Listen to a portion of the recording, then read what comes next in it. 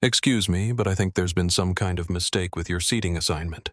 The words cut through the hushed luxury of JFK's first-class lounge like a blade dripping with the kind of polite venom that only comes from decades of assuming the world owes you deference.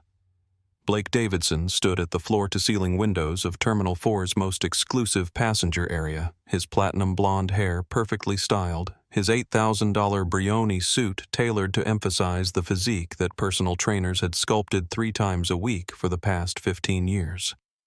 At 48, Blake had built TechFlow Industries from a college dorm room idea into a global logistics empire worth $12 billion, and every single day of that journey had reinforced his core belief that success meant never having to tolerate inconvenience, especially the kind that came from people who didn't understand their place in the natural order of things. He swirled the 18-year-old Macallan in his crystal tumbler, watching the amber liquid catch the morning light as he surveyed the other travelers in the lounge with the casual assessment of a man who had learned to categorize people by their net worth and act accordingly. The lounge itself was a testament to the kind of stratification Blake appreciated, all soft leather seating and muted conversations conducted in the universal language of wealth and privilege.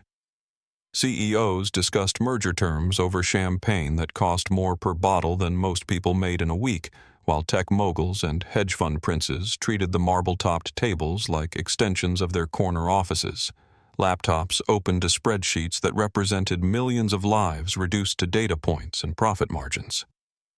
This was Blake's natural habitat, the rarefied air where handshakes were worth more than contracts, and where a man's reputation could open doors that money alone couldn't touch. He had earned his place here through 15-hour workdays, ruthless efficiency, and an unwavering commitment to optimizing every aspect of his existence for maximum return on investment, including the careful cultivation of relationships with exactly the right people who could advance his interests when it mattered most.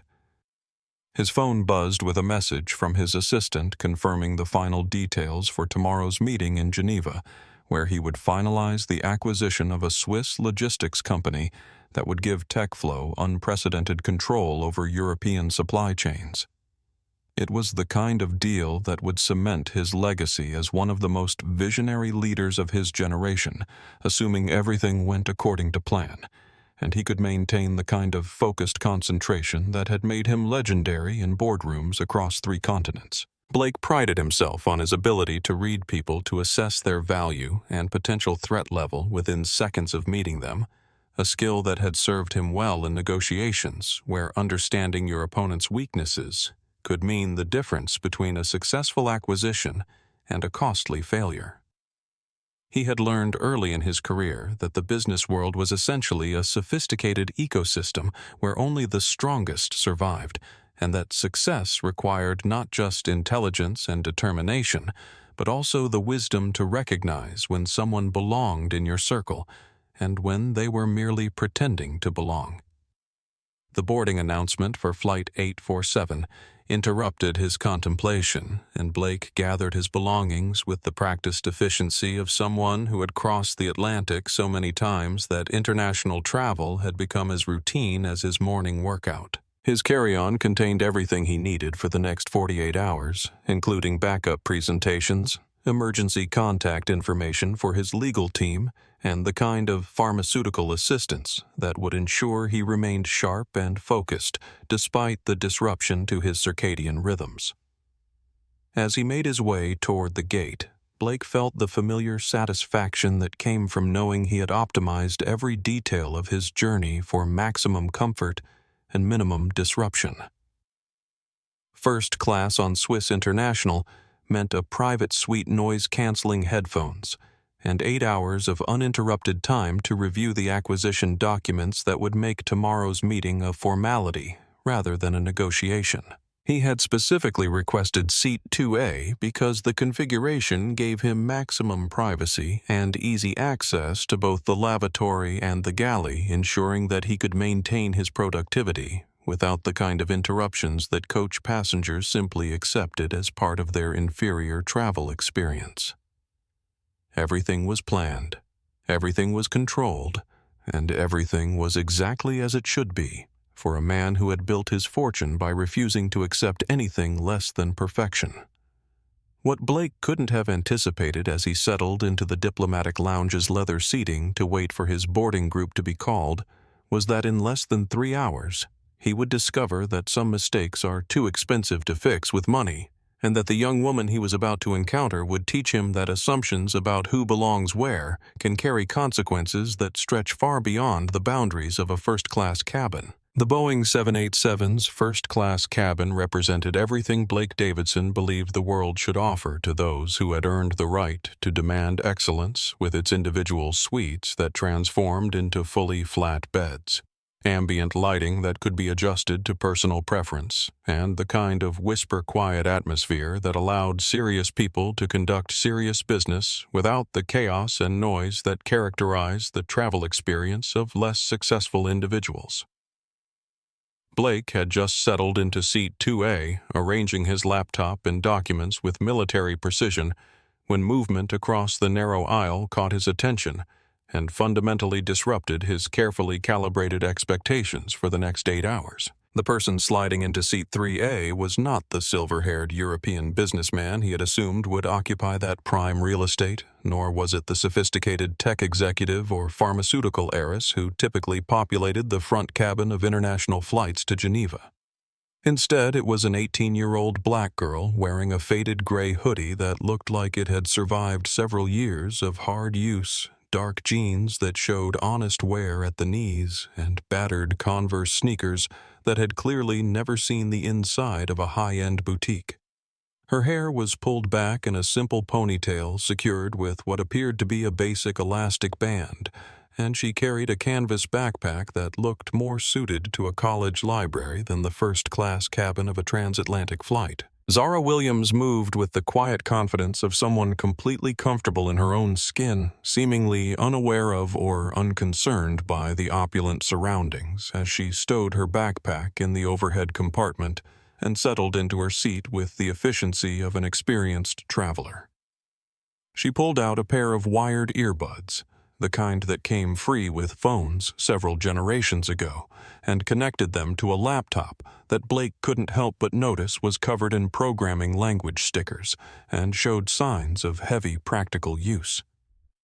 The cognitive dissonance was immediate and unsettling for Blake, whose worldview was built on the fundamental assumption that appearance and circumstances aligned in predictable ways, and that people who looked like Zara simply didn't possess the resources or connections necessary to secure first-class accommodations on premium international flights. His initial reaction was to assume there had been some kind of error, perhaps a mix-up with boarding passes or a charity program that he wasn't aware of, because the alternative explanation would require him to reassess assumptions that had guided his interactions with the world for nearly 5 decades. Elena Rodriguez, the senior flight attendant, appeared at Blake's shoulder with the kind of professional smile that managed to convey both warmth and efficiency. "Mr. Davidson, welcome aboard. Can I offer you a pre-departure beverage? Perhaps some champagne or a whiskey?" Her tone carried the practiced deference that Blake had come to expect from service professionals who understood the importance of treating premium passengers with appropriate respect. "Whiskey neat," Blake replied, his eyes still fixed on Zara, who had opened her laptop and was now examining what appeared to be extremely complex mathematical equations that filled multiple screens with symbols and calculations that looked like graduate-level computer science or advanced cryptography. "And Elena, I'm curious about the passenger in 3A. Is she perhaps traveling on some kind of special program, student discount charity initiative, that sort of thing?" Elena's smile tightened almost imperceptibly, the kind of micro-expression that Blake's negotiation experience had trained him to recognize as a warning sign that he had ventured into potentially sensitive territory. "All of our passengers have valid tickets for their assigned seats, Mr. Davidson. Ms. Williams is a confirmed first-class passenger just like yourself." The response was professional and final, but it only deepened Blake's confusion and growing irritation at what seemed like a fundamental violation of the natural order that governed premium travel experiences. He had paid nearly $8,000 for his seat, a price that served as an effective filter, ensuring that first class remained the exclusive domain of people who belonged there, and the presence of someone who so clearly didn't fit the demographic profile represented a kind of disruption to the carefully maintained ecosystem that he had purchased access to. David Chen. A businessman in seat 1B looked up from his Financial Times and nodded politely in Blake's direction before returning to his reading while Mrs. Fitzgerald, an elegantly dressed elderly woman in 4A, was already engrossed in what appeared to be a first edition novel. The other passengers seemed entirely untroubled by Zara's presence, which only added to Blake's sense that he was the only one who recognized that something was fundamentally wrong with this picture. Blake pulled out his phone and discreetly attempted to photograph Zara's screen, thinking that if she was indeed some kind of scholarship student or charity case, he might be able to use his connections to verify her story and potentially address what he was increasingly convinced was either an error or some kind of fraud. But the angle was wrong, and all he could determine was that she was working with mathematical concepts that seemed far too advanced for a typical undergraduate student. As the boarding process continued around them, Blake found himself increasingly fixated on the contradiction between Zara's appearance and her apparent intellectual capability, unable to reconcile his assumptions about socioeconomic status and academic achievement, with the evidence that she was working comfortably with what appeared to be graduate-level material in computer science or advanced mathematics. What Blake couldn't see from his position across the aisle was that Zara's laptop displayed lines of code that represented 3 years of work on quantum encryption protocols for the United States Department of Defense, or that the equations she was reviewing represented the mathematical foundation for cybersecurity systems that protected the financial infrastructure of 12 allied nations. He couldn't see the discrete earpiece that connected her to a secure communication network, or the way her fingers moved across the keyboard with the practiced efficiency of someone who had been writing code since she was 12 years old. All Blake could see was a young black woman in casual clothes who didn't conform to his expectations about who deserved to occupy the seat across from his own, and that discrepancy was about to drive him to make the kind of assumptions that would transform a routine flight into a lesson about the dangerous cost of prejudice. The takeoff was smooth and routine, the kind of textbook departure that Blake had experienced hundreds of times before.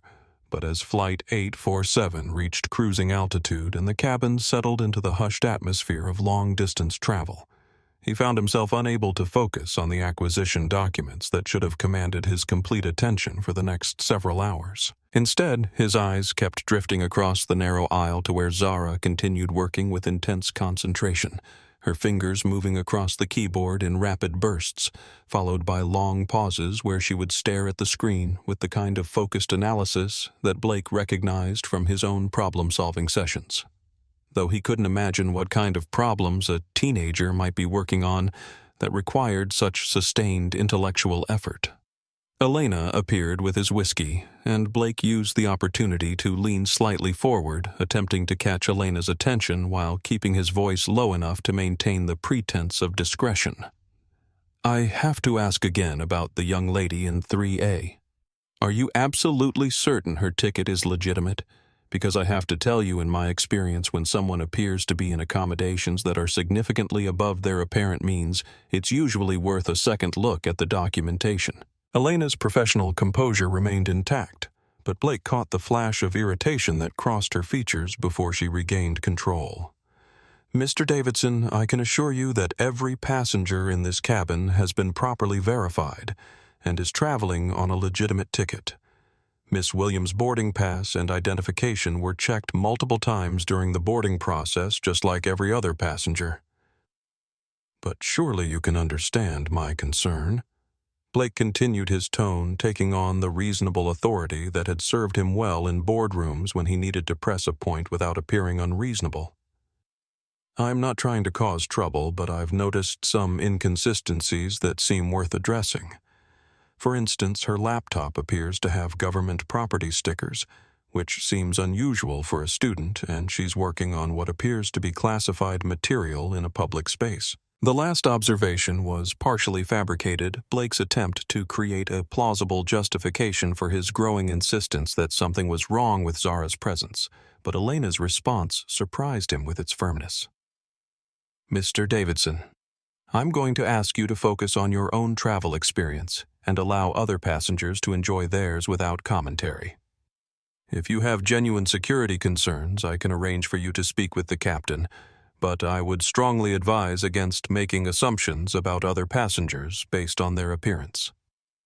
Blake felt his face flush with embarrassment and anger, unused to being dismissed so directly by someone he considered a service employee, and particularly frustrated that his reasonable concerns about potential fraud or security risks were being treated as if he were the one behaving inappropriately. He had built his career on trusting his instincts about people and situations, and every instinct was telling him that Zara's presence represented some kind of anomaly that deserved investigation.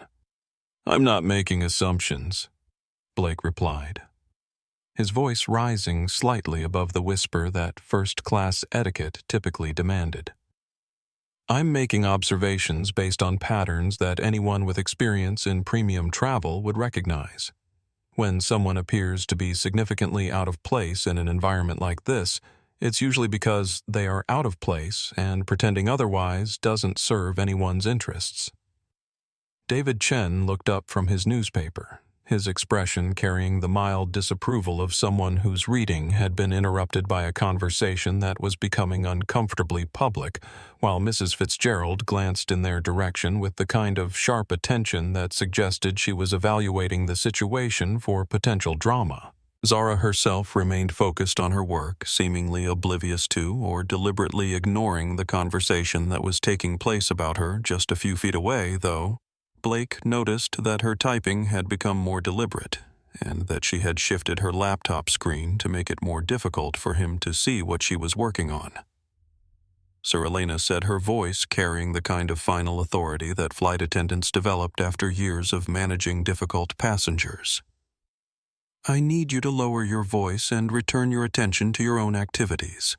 Ms. Williams is not bothering you in any way, and your continued focus on her is making other passengers uncomfortable." Blake felt a surge of indignation at being treated like a troublemaker when he was simply trying to address what seemed like an obvious security concern, and he made a decision that would prove to be the first in a series of escalating mistakes that would transform his routine business flight into a catastrophe that would destroy everything he had spent decades building. "Fine," he said, pulling out his phone with deliberate obviousness. "If you won't address this situation appropriately, I'll speak to someone who will. I happen to know the CEO of this airline personally, and I'm confident he'll want to know about security lapses in his premium cabins." The threat was delivered with the casual confidence of someone accustomed to using his connections to solve problems that couldn't be resolved through normal channels. But Blake noticed that Elena's expression shifted from annoyance to something that looked almost like pity, as if she knew something that he didn't, and was watching him make a mistake that couldn't be undone. What Blake didn't know as he scrolled through his contacts, looking for the direct number that would connect him to airline executives who would take his concerns seriously, was that Zara had been listening to every word of his complaints, and that her apparent obliviousness was actually the practiced calm of someone who had learned to function effectively while under surveillance and criticism. He also didn't know that the equations on her screen represented code that protected the banking systems of allied nations, or that her quiet presence on Flight 847 was part of a classified mission that had been planned for months by people who operated at security clearance levels that Blake couldn't imagine. Most importantly, Blake didn't know that his assumption about who belonged in first class and who didn't was about to collide with realities about power authority and consequences that would change his life in ways he couldn't possibly anticipate. Blake's phone call to Richard Hamilton, CEO of Swiss International Airways, went exactly as he had expected it would, with the kind of immediate attention and deferential concern that came from years of being a premium customer, whose business relationships opened doors that remained closed to ordinary travelers. "Blake, good to hear from you." Hamilton's voice came through the phone with the warm familiarity of someone who understood the importance of maintaining relationships with high-value clients. "I hope you're enjoying the flight. What can I do for you, Richard? I'm calling because I think you need to know about a security situation that your crew isn't handling appropriately," Blake said, making sure his voice carried enough authority to convey the seriousness of his concerns while remaining quiet enough to maintain some pretense of discretion. "I'm in first class on flight 847, and there's a passenger who appears to be traveling on fraudulent documentation, possibly with stolen government equipment, and when I raised my concerns with your flight attendant, I was dismissed and told to mind my own business." The response was immediate and gratifying, with Hamilton expressing the kind of concern that validated Blake's decision to bypass the normal chain of command and address the issue directly with someone who had the authority to take immediate action. "That's absolutely unacceptable, Blake. Security is our highest priority, especially in premium cabins. Can you give me more details about what you've observed?" Blake outlined his observations about Zara's appearance, her apparent access to government equipment, and what he characterized as suspicious behavior that suggested she was either traveling on false documentation or had gained access to classified materials through illegitimate means. He was careful to frame his concerns in terms of security and fraud prevention rather than any personal discomfort with her presence, though his growing frustration with being ignored was evident in his tone. "I'm going to contact the captain immediately," Hamilton assured him.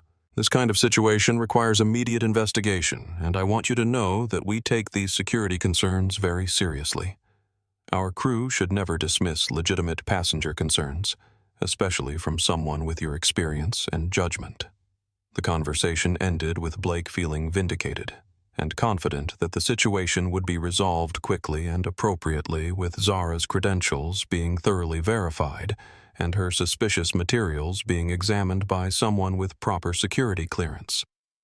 He had done his civic duty by reporting potential fraud or security violations, and he looked forward to returning his attention to the acquisition documents once the distraction had been removed. What Blake didn't know was that his phone call had triggered a series of communications that extended far beyond the airline's normal customer service protocols, connecting Flight 847's captain to air traffic control systems, federal security networks, and classified communication channels that operated outside the civilian aviation infrastructure.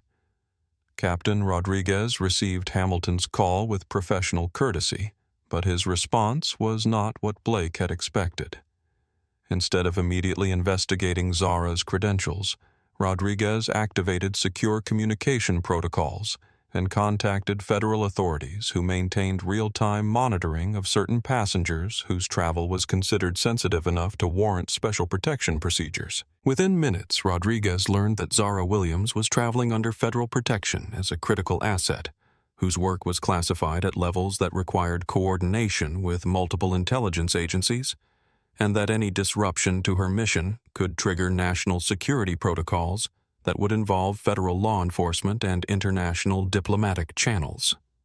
Meanwhile, Blake remained unaware that his complaint had been escalated far beyond the airline's customer service department, and that his name and passenger information were now being reviewed by federal agents who specialized in threats to protected assets and classified operations. Agent Miguel Torres, sitting quietly in seat 5B, received a discreet communication through his earpiece, informing him that a passenger had reported suspicious behavior from his protected asset, and that the situation required careful monitoring to determine whether the complaint represented a genuine security concern or simply the kind of profiling incident that federal agents had been trained to anticipate and manage.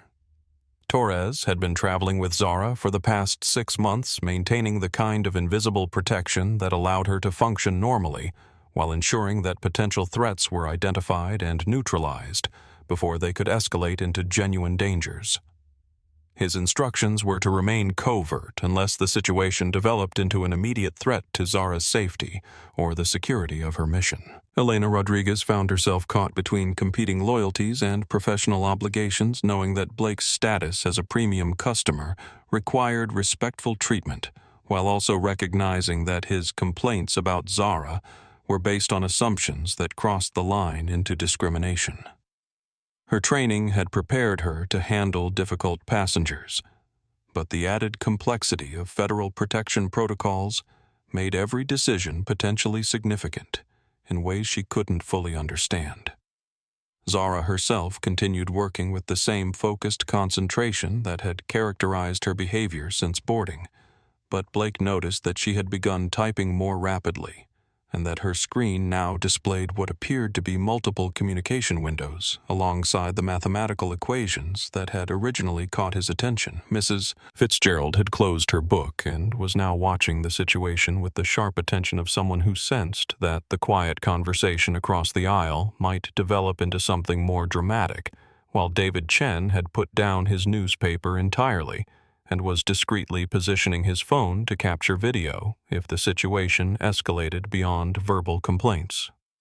The cabin atmosphere had shifted from the peaceful quiet of routine long-distance travel to something more tense and expectant, as if all the passengers sensed that Blake's complaints about Zara had set something in motion that would disrupt the ordinary rhythms of their shared journey in ways that none of them could yet anticipate. Blake felt confident that he had handled the situation appropriately and professionally, using his connections and experience to address a legitimate security concern through proper channels.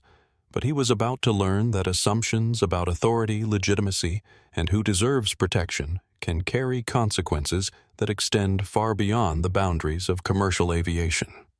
The transformation in cabin dynamics became apparent within minutes of Blake's phone conversation with the airline CEO, as Elena Rodriguez returned to his seat with an expression that combined professional courtesy with barely concealed tension, followed closely by Captain Rodriguez himself, whose presence in the passenger cabin represented an unusual escalation that immediately captured the attention of everyone in first class. "Mr. Davidson," Captain Rodriguez said, his voice carrying the kind of measured authority that came from decades of managing complex situations at 30,000 feet.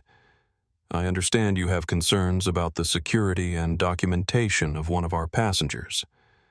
I want to assure you that we take all security matters seriously, and I'm here to address your specific observations." Blake felt a surge of satisfaction at seeing his concerns treated with appropriate gravity, and he gestured across the aisle toward Zara, who continued working on her laptop with the same focused concentration that had originally caught his attention.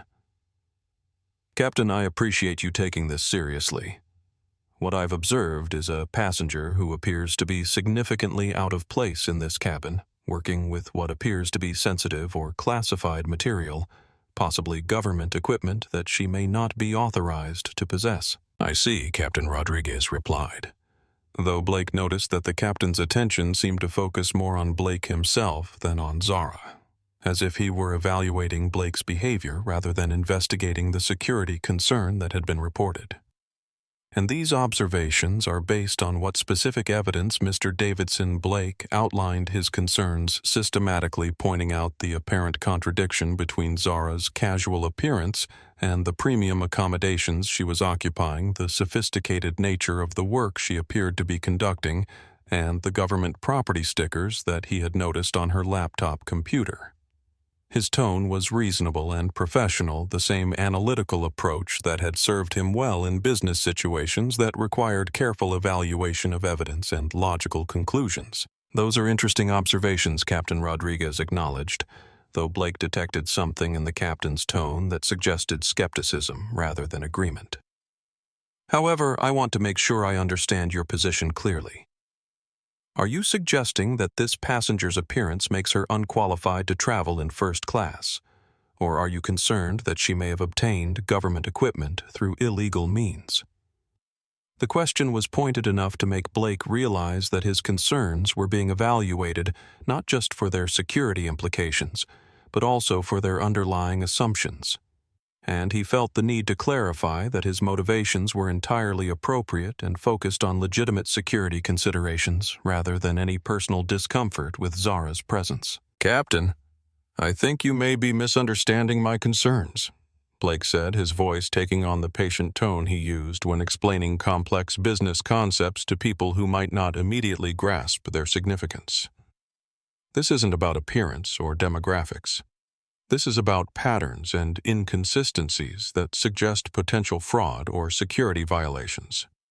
In my experience, when someone appears to have access to resources or materials that don't align with their apparent circumstances, it's worth investigating. Mrs. Fitzgerald, who had been listening to the conversation with growing attention, finally spoke up from her seat in 4A. "Excuse me, but I have to ask what specific inconsistencies you're referring to. I've been watching this young lady since we boarded, and she's been nothing but quiet and respectful. She's working on what appears to be advanced mathematics or computer programming, which suggests she's quite intelligent and educated." Blake turned toward Mrs. Fitzgerald with the kind of polite attention he might show to a well-meaning but uninformed observer who didn't understand the complexities of the situation. "Ma'am, I appreciate your perspective, but intelligence and education don't necessarily explain how someone her age could afford first-class international travel or gain access to what appears to be classified government equipment." David Chen, who had been quietly observing the interaction while discreetly recording on his phone, finally entered the conversation. "Mr. Davidson, I'm curious about your assumption that young people can't afford first-class travel. Are you suggesting that age or appearance should be used to determine whether someone belongs in premium accommodations?" The question hit Blake like a challenge to his fundamental worldview, forcing him to articulate assumptions that he had never been required to defend in explicit terms. "I'm suggesting that when patterns don't make sense, they usually indicate some kind of error or deception. Premium travel at this level requires significant financial resources, and it's reasonable to verify that passengers have legitimate access to those resources. But surely you're not suggesting that airlines should verify passengers' income or net worth before allowing them to purchase first-class tickets," Captain Rodriguez observed. "Ms. Williams has presented valid identification and legitimate boarding documentation. Her payment was processed through normal channels, and she has complied with all security requirements." Blake felt his frustration mounting as what should have been a straightforward security investigation appeared to be transforming into some kind of interrogation of his motives and judgment, as if his reasonable concerns about potential fraud were being treated as evidence of inappropriate bias rather than responsible citizenship. "Captain, with all due respect, I didn't call you here to defend my observations." Blake said, his voice rising slightly above the conversational tone that first-class etiquette typically demanded. "I called you here because I noticed security concerns that your crew dismissed without appropriate investigation. If you're not willing to verify this passenger's credentials and examine her materials, I'll contact federal authorities who will take these concerns seriously." The threat was delivered with the confidence of someone accustomed to escalating situations until they reached people with sufficient authority to address his concerns. But Blake noticed that Captain Rodriguez exchanged a meaningful glance with Elena before responding as if they shared information that Blake wasn't privy to. "Mr. Davidson, I want to assure you that appropriate security protocols are being followed and that federal authorities are already aware of this situation," Captain Rodriguez replied, though his words seemed to carry implications that Blake couldn't immediately decipher. "However, I am concerned that your continued focus on this passenger may be creating a disturbance that affects the comfort and safety of other passengers." Blake looked around the cabin, noticing for the first time that all the other first-class passengers were now watching the interaction with varying degrees of attention and concern, and that Zara herself had finally looked up from her laptop, though her expression remained calm and unreadable. "I'm creating a disturbance," Blake asked, his voice carrying the indignation of someone who felt his public service was being characterized as inappropriate behavior. "I'm trying to address a legitimate security concern, and I'm being treated like I'm the problem." This is exactly the kind of attitude that allows security breaches to occur because people are too worried about political correctness to ask obvious questions. Agent Torres, still maintaining his cover in seat 5B, shifted almost imperceptibly in his seat. his hand moving closer to his jacket in a motion that would have been invisible to civilian passengers but represented a significant escalation in his threat assessment of the situation developing around his protected asset. Blake was about to learn that his assumption about who had authority in this situation was fundamentally flawed, and that his demands for investigation would be met in ways he had never anticipated. The confrontation escalated beyond verbal disagreement when Blake made the decision that would transform him from a concerned passenger into a federal criminal standing up from his seat with the kind of deliberate authority that he had used in countless boardroom situations to assert control when negotiations weren't proceeding according to his expectations. "Captain, since you seem unwilling to investigate this situation properly, I'm going to examine this passenger's materials myself," Blake announced, his voice carrying the confident tone of someone who had never encountered a problem that couldn't be solved through direct action and personal intervention.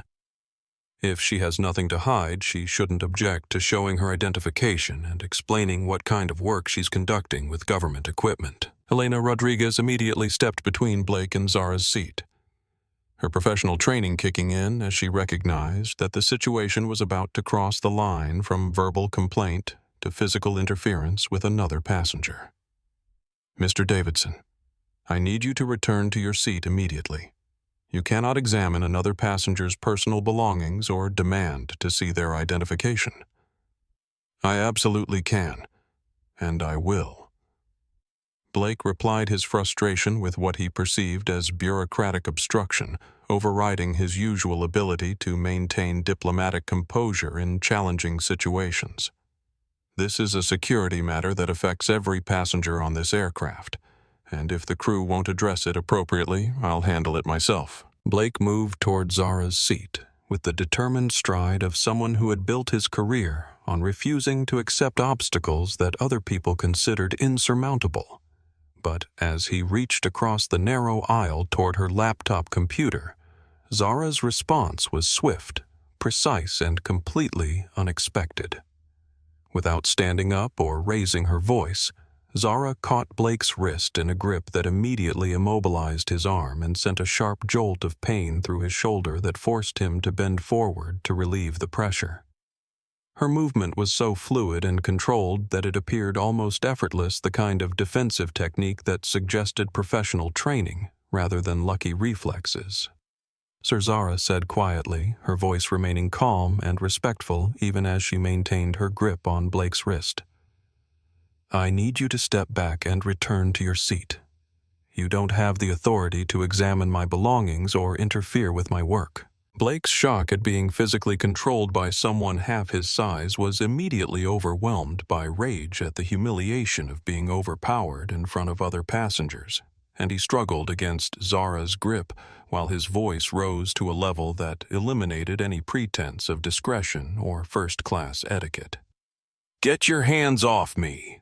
Blake shouted, his face reddening as he tried unsuccessfully to free his wrist from Zara's precise grip.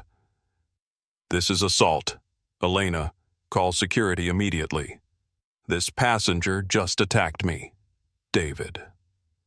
Chen's phone captured every moment of the interaction, including Blake's aggressive approach toward Zara's seat and her clearly defensive response to his attempt to grab her laptop, while Mrs. Fitzgerald audibly gasped at Blake's behavior and began reaching for her own phone to document what appeared to be an unprovoked assault on a young passenger. Captain Rodriguez stepped forward with the kind of calm authority that came from managing crisis situations, but his attention focused on Blake rather than Zara, as if he understood something about the situation that Blake remained unaware of. "Mr. Davidson, you attempted to grab this passenger's personal property without permission. That constitutes assault and theft. I need you to step back immediately." "She's the one who grabbed me," Blake protested, still struggling against Zara's grip, while his voice reached a volume that could be heard throughout the cabin. "Look at her. She's obviously had some kind of military or police training.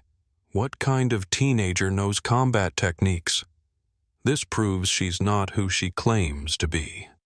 Agent Torres finally stood up from his seat in 5B, his movement carrying the kind of controlled power that immediately drew everyone's attention and changed the entire atmosphere of the cabin. His hand moved to his jacket, revealing the outline of credentials and equipment that suggested he was far more than an ordinary passenger.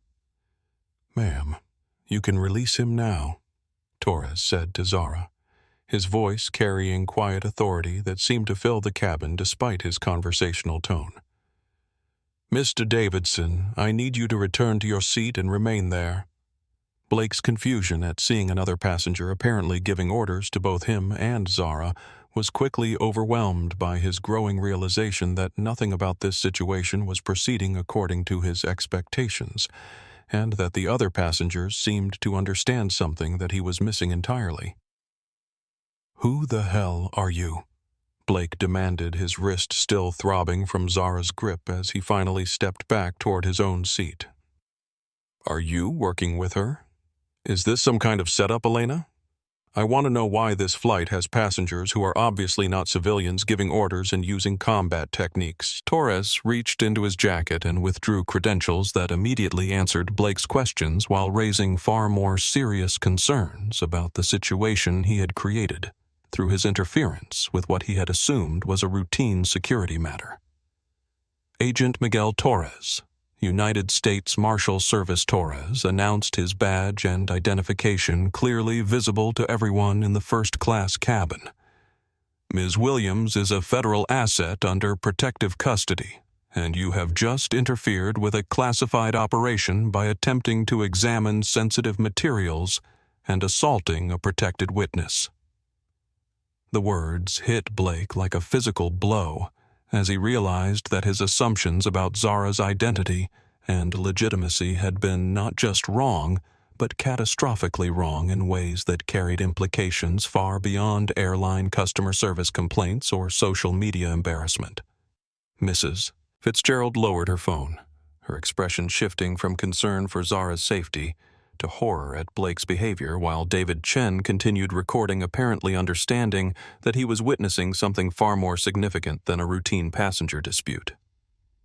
Elena Rodriguez stepped back to give Agent Torres space to manage the situation, her relief at having federal authority take control evident in her posture and expression, though Blake could see in her eyes that she had known far more about Zara's true status than she had been able to reveal during their earlier conversation. "Federal asset."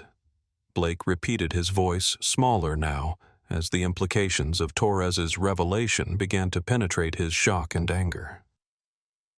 "What kind of federal asset? What operation?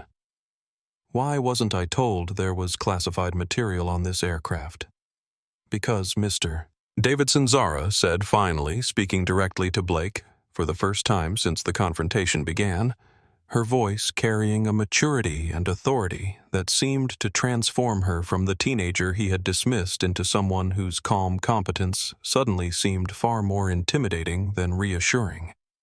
"The nature of classified operations is that they remain classified, especially from civilians who have no security clearance or need to know."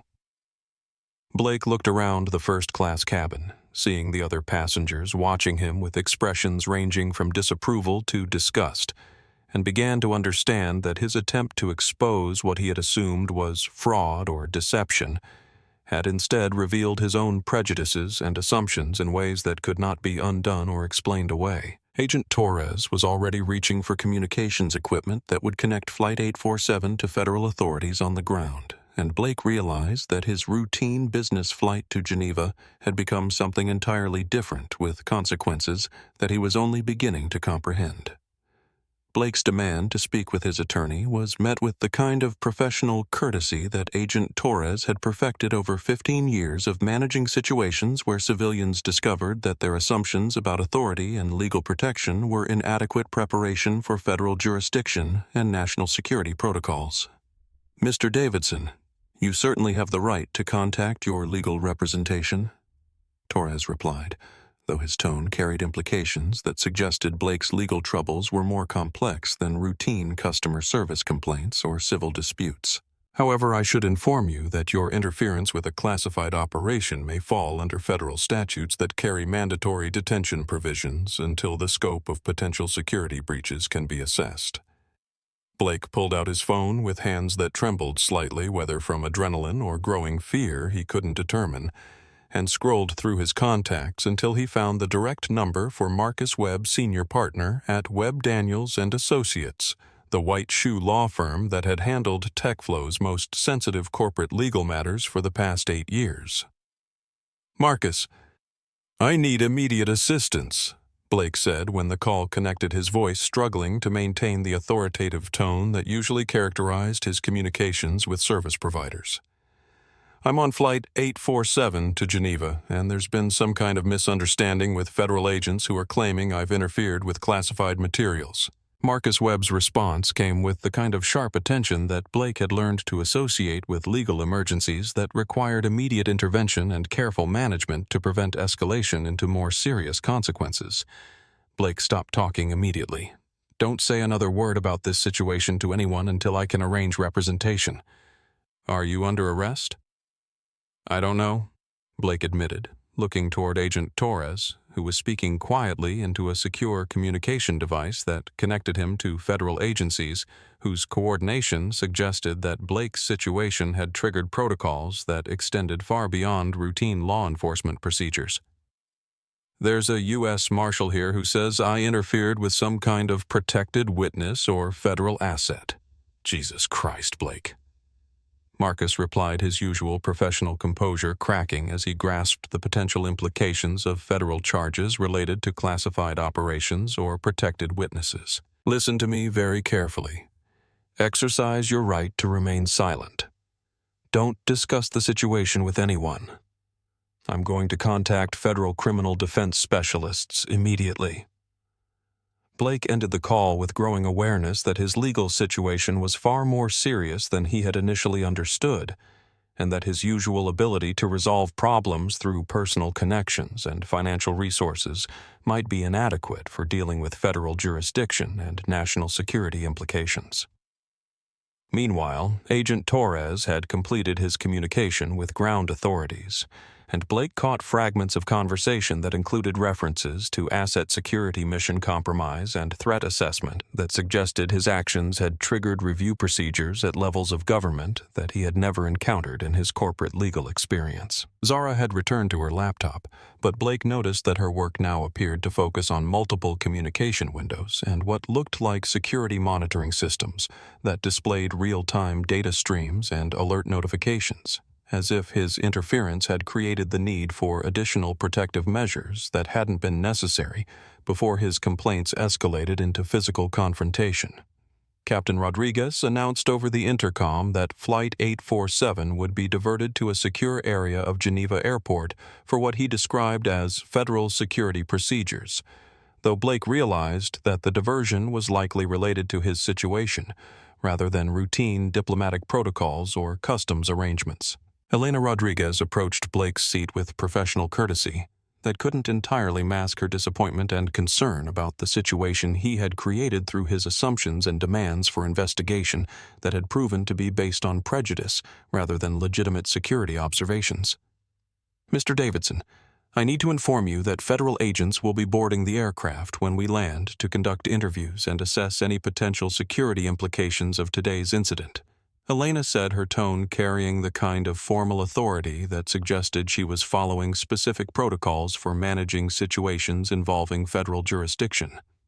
"You should prepare any documentation that might be relevant to your travel and business activities." Blake's realization that his corporate travel and business communications might become subject to federal investigation sent a chill through his understanding of how completely his assumptions about Zara had transformed his routine business trip into a potential criminal matter that could affect every aspect of his professional and personal life.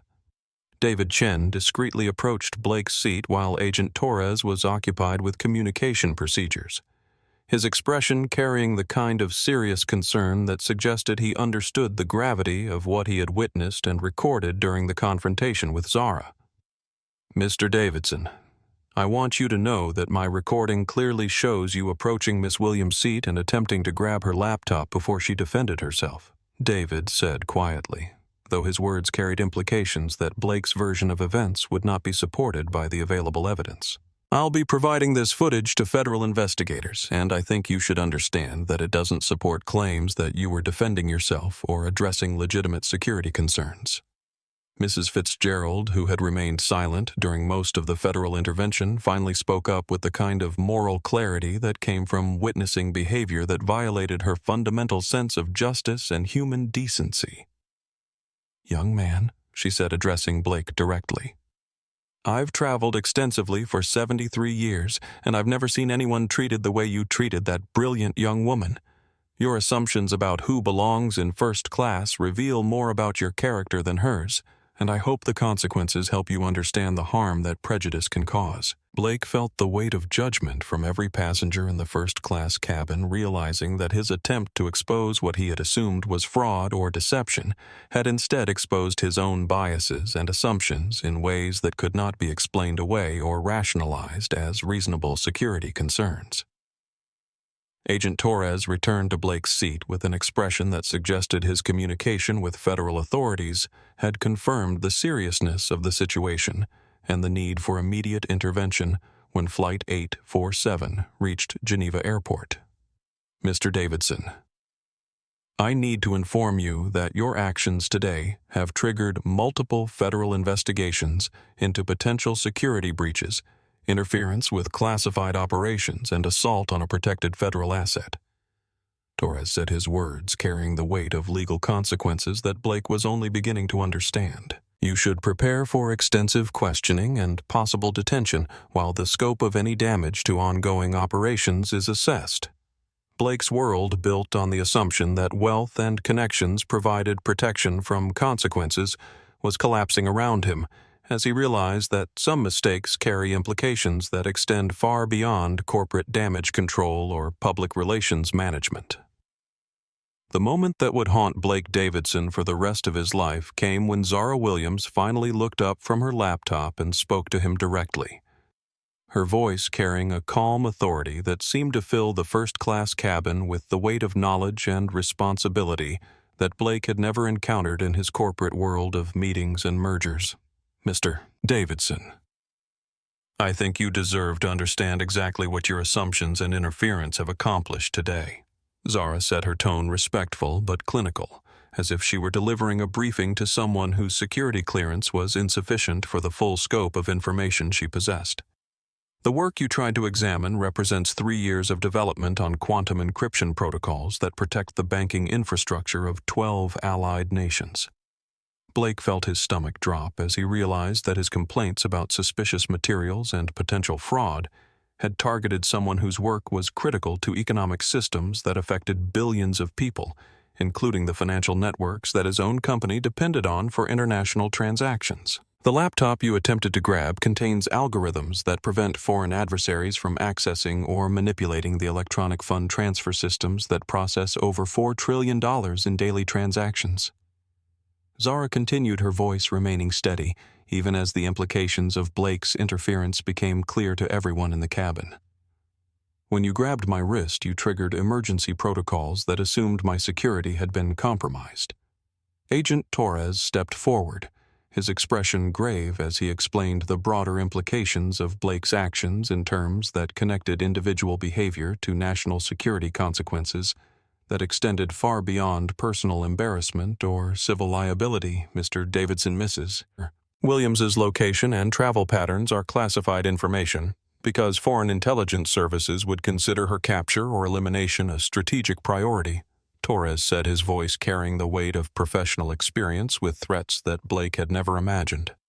"Your phone calls and communications about her presence have been monitored by hostile entities that track certain international flights for exactly this kind of intelligence opportunity." Blake's phone, which he had used to contact the airline's CEO and his attorney, suddenly felt like evidence of treason rather than reasonable communication, as he realized that his attempts to verify Zara's credentials had potentially exposed her location and mission to unknown parties who might consider that information valuable enough to act upon. The smartwatch you're wearing has been transmitting your location and biometric data to TechFlow's servers throughout this flight, Zara said, her analysis of Blake's technology revealing knowledge that suggested her expertise extended far beyond theoretical mathematics. Those servers have been compromised by foreign intelligence operations for the past 6 months, which means that your communications about me have been intercepted and analyzed by entities that would prefer my work to remain incomplete. Blake looked down at his wrist, where the $15,000 smartwatch that he had considered a symbol of technological sophistication suddenly appeared to be evidence of security naivety that had transformed his personal devices into surveillance tools that compromised operations he hadn't known existed. But that's impossible. Blake stammered, his voice carrying the confusion of someone whose understanding of technology and security had been revealed as fundamentally inadequate for the realities of modern international intelligence operations. TechFlow has the most advanced cybersecurity systems available. We spend millions on protection. Mr. Davidson, your cybersecurity systems were designed to protect corporate data and financial information, Zara replied, her tone carrying the patient authority of someone explaining complex concepts to an audience whose expertise was insufficient for full comprehension. They were never intended to defend against nation-state actors who consider economic disruption a legitimate tool of asymmetric warfare. Captain Rodriguez approached their section of the cabin with an expression that suggested his communication with air traffic control had confirmed that Flight 847's diversion was no longer optional, and that their landing in Geneva would involve security procedures that extended far beyond routine customs and immigration protocols. Ladies and gentlemen, we'll be landing in Geneva in approximately 40 minutes, Captain Rodriguez announced. Due to federal security requirements, all passengers will remain seated until federal agents have boarded the aircraft and completed security protocols. Blake realized that his business meeting tomorrow, the merger that was supposed to cement his legacy as a visionary leader, would not be taking place as scheduled, and that his immediate future involved federal interrogation and investigation rather than corporate negotiations and strategic planning. The encryption work I'm completing during this flight represents the final component of defensive systems that will protect global financial networks from quantum computing, attacks that are expected to become viable within the next 18 months. Zara explained her words, connecting Blake's interference to consequences that affected economic stability on a scale he had never considered. Delays in implementation could leave banking systems vulnerable to attacks that would make the 2008 financial crisis look like a minor market correction. Mrs. Fitzgerald, who had been listening with growing horror to the revelation of Blake's impact on national security, finally spoke with the kind of moral clarity that cut through technical explanations to focus on fundamental questions of character and responsibility. Mr. Davidson, do you understand that your prejudice and assumptions about this young woman nearly compromised work that protects the financial security of millions of innocent people?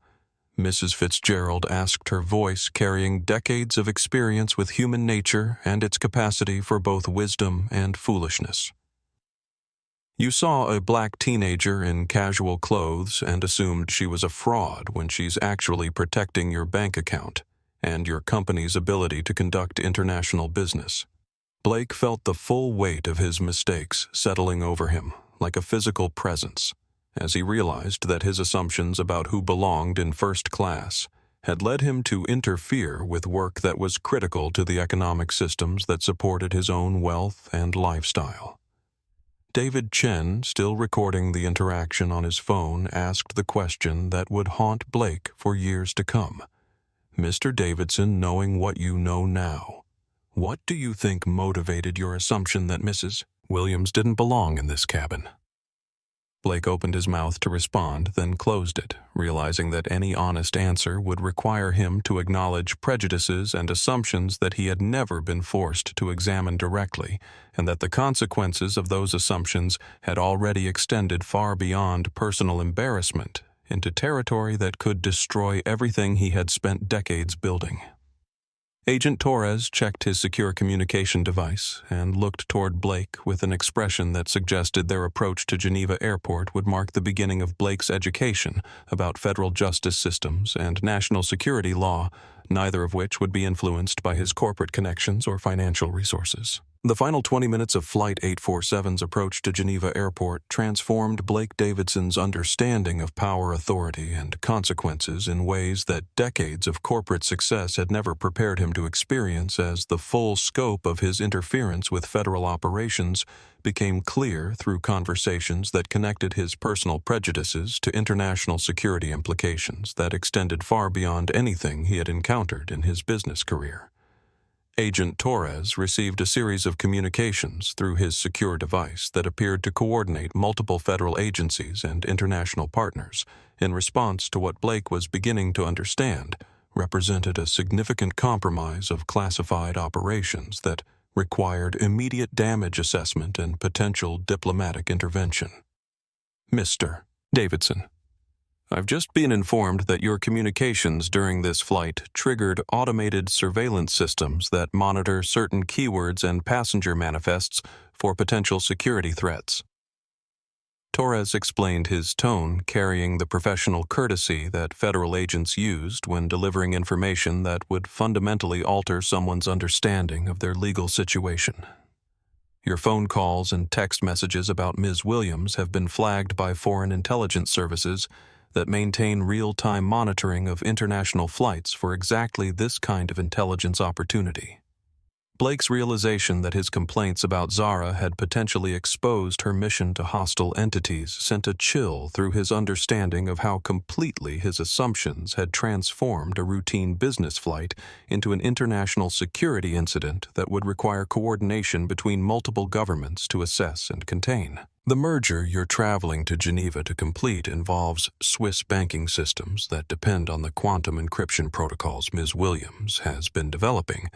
Zara said, her voice carrying the calm authority of someone whose work connected individual business transactions to broader systems that Blake had never considered. The cybersecurity vulnerabilities that your communications may have exposed could affect every international financial transaction that your company conducts.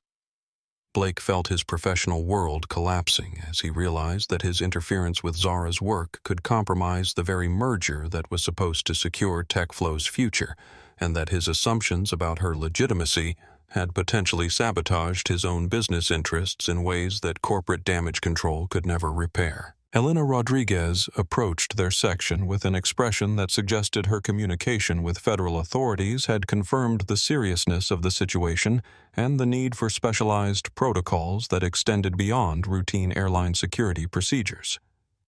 Mr. Davidson, I've been instructed to inform you that federal agents will be conducting immediate questioning when we land, and that your electronic devices will be seized for forensic analysis to determine the scope of any security breaches that may have resulted from your communications. Elena said, her words connecting Blake's actions to investigative procedures that would examine every aspect of his digital life for potential compromise or exposure. Blake's smartwatch phone and laptop suddenly appeared to be evidence in a federal investigation rather than tools of corporate productivity, and he realized that his assumption that technology enhanced his power and control had been replaced by the understanding that his devices had made him vulnerable to surveillance and manipulation that he had never anticipated. The financial systems that your company depends on for international transactions are protected by exactly the kind of quantum encryption protocols that I've been developing during this flight. Zara explained her words, revealing the connection between Blake's interference with her work and potential damage to his own business interests. Foreign adversaries who gained intelligence about my location and mission could use that information to target the banking networks that process TechFlow's European merger transactions. Captain Rodriguez announced that Flight 847 had been cleared for landing at a secure section of Geneva Airport that was typically reserved for diplomatic flights and federal security operations, confirming that Blake's situation had escalated far beyond routine law enforcement into territory that involved international coordination and specialized protocols. Mrs. Fitzgerald, who had been quietly observing the revelation of Blake's impact on national security, addressed him with the kind of moral authority that came from witnessing the consequences of prejudice and assumption in their most dangerous form. Mr. Davidson, I want you to understand that your behavior today represents everything that's wrong with assumption and privilege. Mrs. Fitzgerald said, her voice carrying decades of experience with human nature and its capacity for both wisdom and destructive foolishness. You saw a brilliant young woman whose work protects millions of people, and you assumed she was a fraud because her appearance didn't match your expectations about who deserves respect and consideration. David Chen, whose recording of the entire incident would become evidence in federal proceedings that Blake was only beginning to understand, asked a question that cut to the heart of the moral implications of prejudice and assumption in contexts where individual bias could affect national security and international stability. Mr. Davidson, do you think your assumption about Miss Williams would have been different if she had been a young white man wearing the same casual clothes and working on the same complex mathematics? David asked his question, forcing Blake to confront the racial and gender bias that had motivated his complaints and interference. Blake's attempt to answer revealed the depth of assumptions he had never been forced to examine directly, as he realized that his complaints about Zara's appearance and presumed illegitimacy were based on prejudices that he had never acknowledged even to himself. Agent Torres received a final communication that appeared to coordinate Blake's transfer to federal custody with procedures that would assess the national security implications of his interference with classified operations and determine whether his actions constituted deliberate espionage or criminal negligence. Mr. Davidson, you should understand that federal prosecutors will be reviewing your case for potential charges related to interference with classified operations, assault on a federal asset, and possible espionage violations, depending on the assessment of damage caused by your communications. Torres said, his words connecting Blake's assumptions about Zara to legal consequences that could result in decades of federal imprisonment. Blake looked around the first-class cabin, seeing the other passengers watching him with expressions ranging from disapproval to disgust, and realized that his attempt to expose what he had assumed was fraud had instead revealed his own character in ways that could never be explained away or rationalized as reasonable security concerns. Zara returned to her work on the laptop that Blake had tried to examine her fingers, moving across complex equations that represented protection for economic systems that Blake's company depended on, while he faced the consequences of assumptions that had transformed him from a successful businessman into a potential federal criminal whose prejudices had endangered the very security that protected his wealth and lifestyle. As Flight 847 descended toward Geneva Airport, Blake understood that his assumptions about who belonged in first class had collided with realities about power, authority, and consequences that would change his life in ways that money and connections could never repair. The descent into Geneva Airport revealed the full scope of federal response to Blake Davidson's interference with classified operations as Flight 847 was directed away from the civilian terminal toward a secure area of the airfield, where military vehicles and diplomatic security teams had assembled to manage what had escalated from a passenger complaint into an international security incident requiring coordination between multiple agencies and governments. Blake pressed his face to the small window of his first-class suite, his stomach dropping as he observed the convoy of black SUVs, armored vehicles, and federal law enforcement personnel that surrounded the isolated section of tarmac where their aircraft would be processed according to protocols designed for situations involving classified operations and potential security breaches. Mr. Davidson, I need you to understand that your transfer to federal custody will involve extensive questioning and investigation that may continue for several weeks while authorities assess the potential damage caused by your interference with Ms. Williams's mission. Agent Torres explained, his tone maintaining professional courtesy, despite the gravity of legal consequences that Blake was only beginning to comprehend. Blake's realization that his routine business flight had become the beginning of a federal criminal investigation sent waves of panic through his understanding of how completely his assumptions about Zara had destroyed his carefully planned future, including the merger that was supposed to secure TechFlow's position in European markets and cement his legacy as a visionary business leader. Elena Rodriguez approached with documentation that connected Blake's situation to specialized protocols for managing civilians who had compromised classified operations, whether through deliberate espionage or criminal negligence, that produced similar security implications regardless of intent or motivation. Mr. Davidson, you'll be required to surrender all electronic devices for forensic analysis, and federal investigators will be examining your communication history, financial records, and business relationships to determine whether your interference with Ms. Williams represents isolated prejudice or part of broader intelligence activities.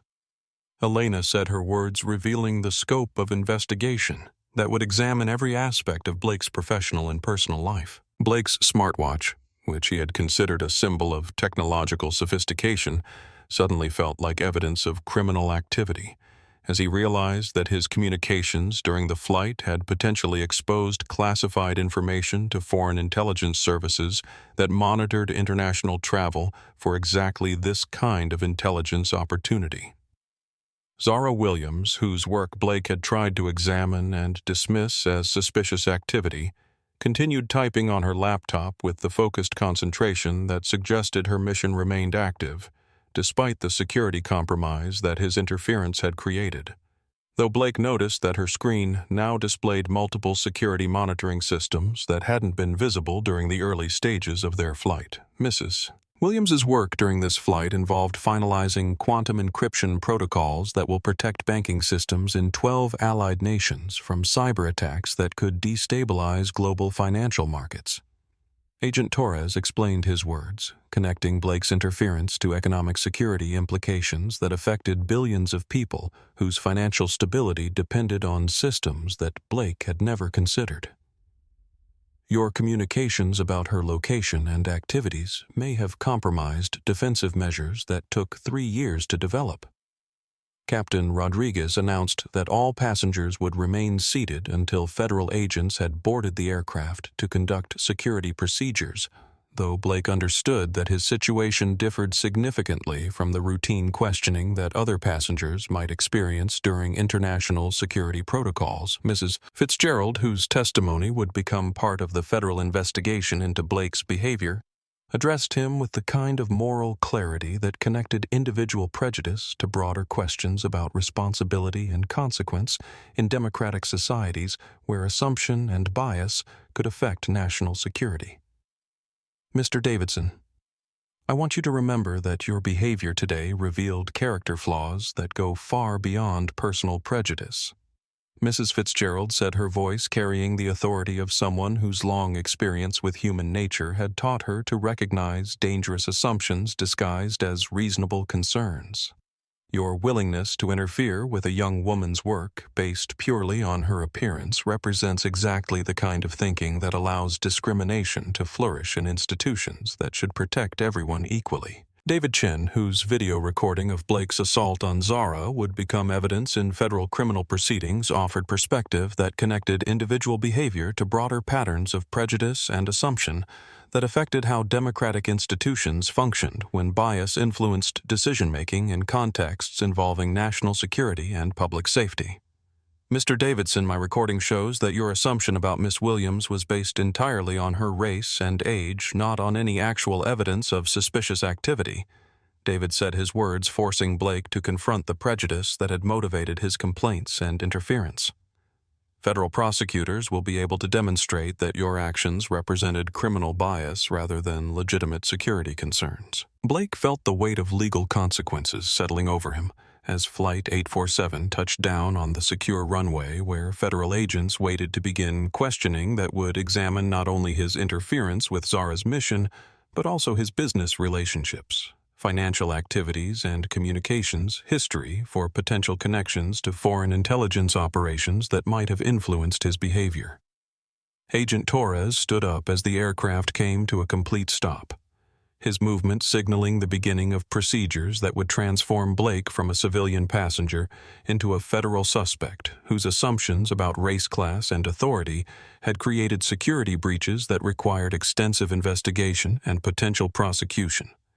Mr. Davidson, federal agents will be boarding immediately to escort you to a secure facility where you'll be questioned about your knowledge of Mrs.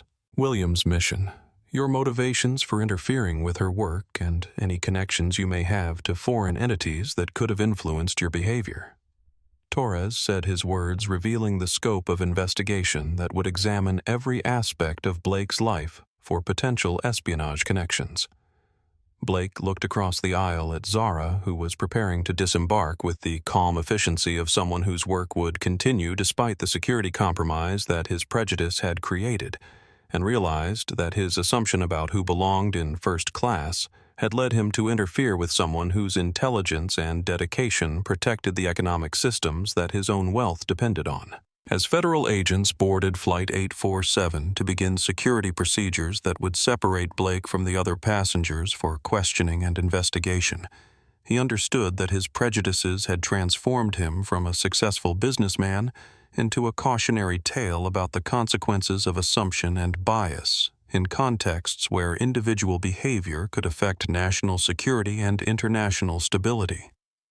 The boarding of federal agents onto Flight 847 proceeded with the kind of coordinated precision that Blake Davidson had only witnessed in movies as teams of specialists wearing FBI, NSA, and Swiss federal police credentials moved through the aircraft with the systematic efficiency that suggested extensive planning and preparation for managing security breaches involving classified operations and international travel. Blake found himself surrounded by agents whose professional courtesy couldn't mask the seriousness of his situation as they explained procedures for his transfer to federal custody that would involve immediate questioning, forensic analysis of his electronic devices, and comprehensive investigation of his business relationships and communication history to determine whether his interference with Zara Williams represented isolated prejudice or potential espionage activity.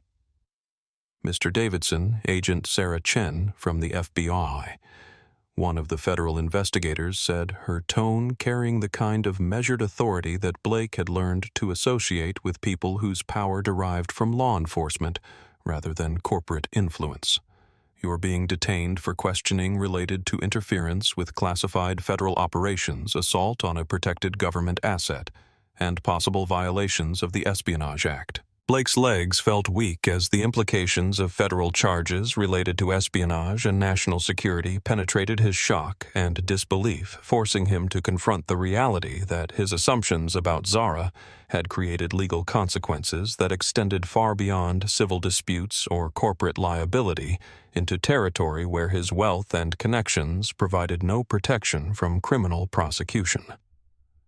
Agent Chen continued explaining procedures that would govern Blake's detention and questioning, including the seizure of his electronic devices for forensic analysis that would examine every communication, financial transaction, and business relationship for potential connections to foreign intelligence services that might have influenced his behavior during the flight. Your smartwatch transmitted real-time location and biometric data to TechFlow's corporate servers throughout this flight. Agent Chen explained her words, revealing how Blake's technology had become evidence of security vulnerabilities that extended far beyond personal privacy concerns. Those servers have been compromised by foreign intelligence operations for the past 6 months, which means that hostile entities received detailed information about Ms. Williams's location and activities. Blake's realization that his corporate cybersecurity systems had been inadequate protection against nation-state actors sent waves of horror through his understanding of how completely his business empire had been vulnerable to manipulation and surveillance that he had never detected or anticipated. Meanwhile, Zara Williams was escorted from the aircraft by a different team of federal agents whose protective posture and secure communication equipment indicated that her transfer involved diplomatic security protocols rather than criminal detention procedures. though Blake noticed that her calm professionalism suggested she was accustomed to managing security situations that required federal coordination and international cooperation. Director Hassan from the National Security Agency boarded the aircraft to personally oversee Zara's debriefing and assess the potential damage caused by Blake's interference with her mission, his presence indicating the high-level importance of her work and the serious implications of any compromise to her security or ability to complete classified operations. Mrs. Williams' preliminary assessment indicates that hostile intelligence services intercepted communications about your location approximately 40 minutes ago. Director Hassan said his words revealing how Blake's phone calls and text messages had created real-time security threats that required immediate defensive measures. We're implementing protective protocols and may need to modify your mission timeline depending on the scope of potential exposure. Blake overheard fragments of conversation between federal agents that included references to asset relocation mission security and diplomatic coordination that suggested his interference had triggered international security procedures involving multiple governments and intelligence agencies whose cooperation was necessary to manage the consequences of his assumptions and prejudice. Elena Rodriguez provided testimony to federal investigators about Blake's behavior during the flight, including his repeated complaints about Zara's appearance, his demands for documentation, verification, and his escalating attempts to interfere with her work despite clear explanations that all passengers had legitimate tickets and proper authorization for their travel. Mr. Davidson's complaints were based entirely on Miss Williams' race and age, not on any actual suspicious behavior, Elena explained to Agent Chen, her professional assessment connecting Blake's actions to patterns of discrimination that federal investigators would examine for potential criminal liability. He assumed she was fraudulent because she didn't match his expectations about who belongs in first-class accommodations. David Chen and Mrs. Fitzgerald were interviewed separately by federal agents who collected their video evidence and eyewitness testimony about Blake's assault on Zara, his attempts to examine her classified materials, and his explicit statements, revealing the prejudice that motivated his interference with her work and security. Mr. Davidson's behavior represented textbook racial profiling and gender bias. Mrs. Fitzgerald told investigators her testimony providing moral context for legal proceedings that would examine individual prejudice as a potential threat to national security. He saw a brilliant young black woman and assumed she was a criminal when she was actually protecting his financial security and business interests. Blake's transfer to a secure vehicle involved procedures that he had never experienced during decades of international business travel, including restraints, security escorts, and transportation to a federal facility where his questioning would continue for days or weeks while investigators assessed the full scope of damage caused by his interference with classified operations. Agent Chen informed Blake that his detention would involve comprehensive examination of his business relationships, financial activities, and communication history to determine whether foreign entities had influenced his behavior or used his prejudice to gain intelligence about federal operations and protected assets. Mr. Davidson, your assumption about Mrs. Williams may have been manipulated by foreign intelligence services that study American prejudices to identify opportunities for exploitation. Agent Chen explained her words, revealing how individual bias could be weaponized by hostile entities seeking to compromise national security through social engineering and psychological manipulation. Blake's realization that his prejudices might have been exploited by foreign adversaries sent additional waves of horror through his understanding of how completely his assumptions about race and class had made him vulnerable to manipulation that could have affected international security and economic stability. As federal agents completed their initial investigation aboard Flight 847, Blake understood that his routine business flight to Geneva had become the beginning of a criminal investigation that would examine every aspect of his life for potential espionage connections and determine whether his interference with Zara Williams represented criminal negligence or deliberate treason. The other passengers watched Blake's removal from the aircraft with expressions ranging from disgust to pity, understanding that they had witnessed the consequences of prejudice and assumption in their most dangerous form, where individual bias could affect national security and international stability in ways that extended far beyond personal embarrassment or social media criticism. Blake Davidson's first night in federal detention at the Geneva Security Center marked the beginning of a psychological reckoning that forced him to confront assumptions and prejudices that he had never been required to examine directly, as the isolation of his holding cell eliminated the distractions of corporate responsibility and social status that had previously shielded him from honest self-reflection.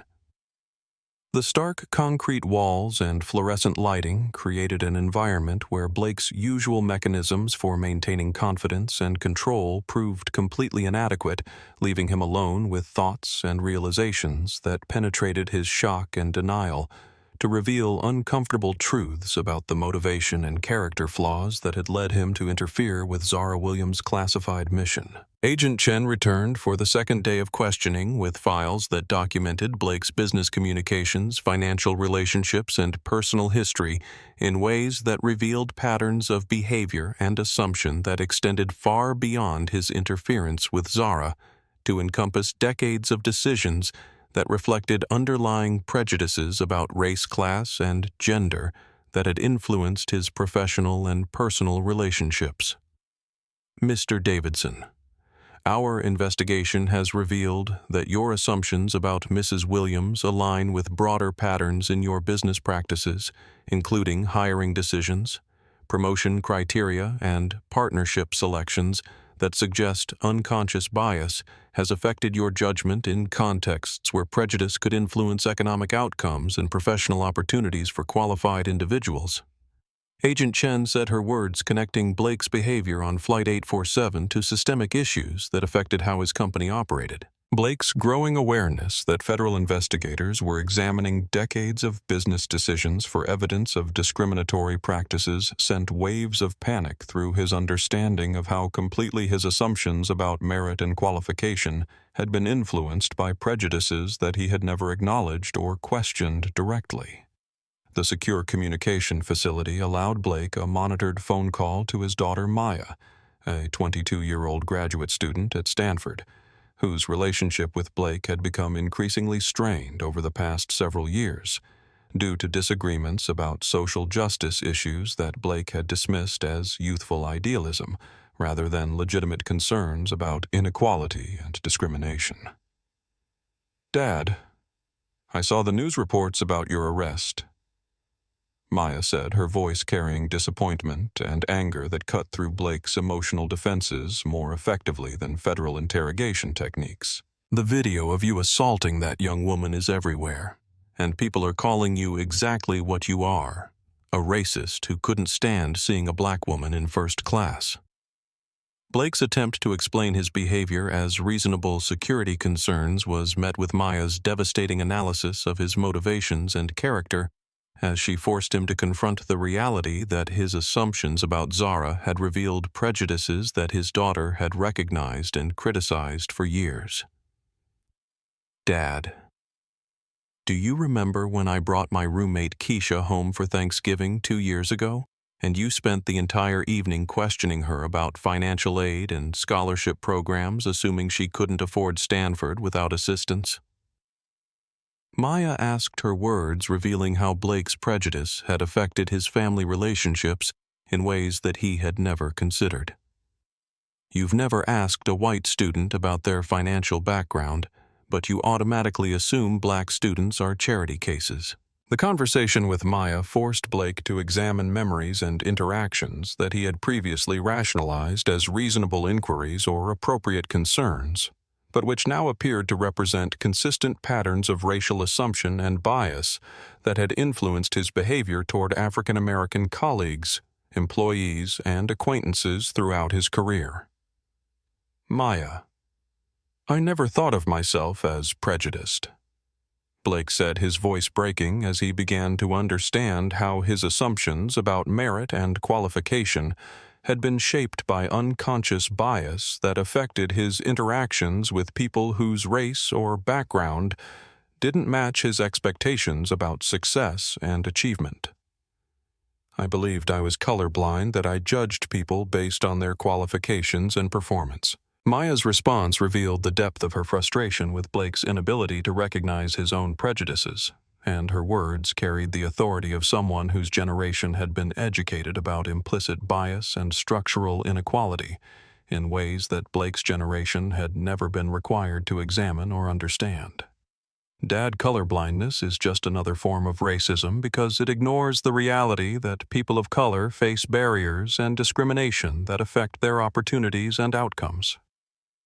Maya explained, her voice carrying the patience of someone who had tried repeatedly to educate Blake about concepts that he had dismissed as political correctness rather than legitimate social analysis. When you assume that everyone has equal opportunity, you ignore the advantages that your race and wealth have provided throughout your career. Blake's growing awareness that his assumptions about meritocracy and individual achievement had been influenced by privileges that he had never acknowledged forced him to confront uncomfortable questions about whether his business success had been earned entirely through his own efforts or had been facilitated by systemic advantages that he had taken for granted. The federal investigation revealed that TechFlow's hiring and promotion practices had resulted in senior leadership that was overwhelmingly white and male, despite the company's location in diverse metropolitan areas, with substantial populations of qualified minority professionals whose applications and qualifications had apparently been overlooked or undervalued during Blake's tenure as CEO. Mr. Davidson, your company's demographic data suggests that unconscious bias may have influenced personnel decisions in ways that created disparate impact on qualified minority candidates. Agent Chen explained, her words revealing how Blake's prejudices had potentially affected the careers and opportunities of hundreds of individuals whose qualifications had been assessed according to criteria that reflected cultural assumption rather than objective merit. Blake's realization that his assumption about Zara Williams represented the same kind of prejudice that had influenced decades of business decisions sent him into a period of psychological crisis that forced him to question every assumption about his own character, motivation, and the sources of his professional and personal success. The isolation of federal detention eliminated Blake's ability to maintain the psychological defenses and rationalizations that had previously protected him from confronting uncomfortable truths about his own behavior, leaving him alone with the growing awareness that his prejudices had not only endangered national security, but had also caused harm to countless individuals whose potential and achievements had been dismissed or undervalued because of his unconscious bias. Maya's final words during their phone conversation captured the moral choice that Blake faced as he contemplated the consequences of his behavior and the possibility of genuine change that would require acknowledging decades of prejudice and working to repair the damage that his assumptions had caused. "Dad, you have a choice now," Maya said, her voice carrying both love and ultimatum that forced Blake to understand the stakes of his response to federal charges and social criticism. "You can spend the rest of your life making excuses and blaming other people, or you can use this experience to become the father and person that I've always hoped you could be. But I won't pretend to respect you if you choose denial and defensiveness over genuine change and accountability."